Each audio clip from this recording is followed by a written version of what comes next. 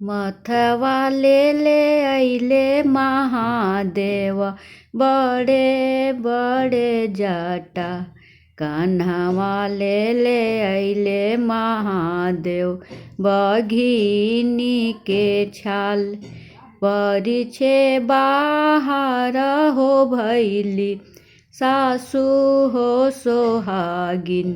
गेहूँ मना सापवा छोड़ले फुफुकार। भले सासु भले हो सासु गैलू हो डेराई। गेहूँ मना सापवा छोड़ले फुफुकार। तोरा लेखे आहो ए सासु गेहूँ मना साप। मोरा लेखे आहो हे सासु गजो मोतिहार। कथी केरा दियरा कथिया लागल बाती। कथी केरा तेलावा जरले सारी राती। माटी केरा दियरा रेशमा लागल बाती। सरसों के तेलावा जरले सारी राती।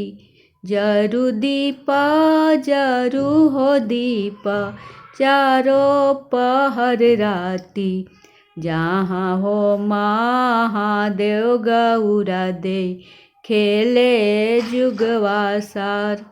जहाँ हो महादेव गौरा दे खेले जुगवा सार। खेलते खेलते गौरा दे गैली अनसाई। जंघिया ओ ठंगली गौरा दे गैली नीनुआई।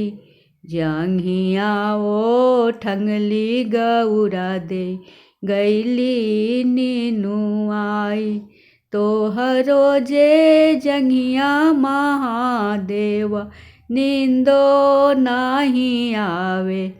बाबा केरा जंघिया महादेव नींदो भला आवे। बाबा केरा जंघिया गौरा दे दीना दुई चार। हमरो जे जंघिया गौरा दे जनमो स्नेह। हमरो जे जंघिया गौरा दे जनम स्नेह। कहवा ले अइले महादेव बड़े बड़े जटा। कहवा ले अइले महादेव बघिनी के छाल। हर हर महादेव। अगर आप लोग को गाना अच्छा लगा होगा तो सब्सक्राइब कीजिएगा। हर हर महादेव।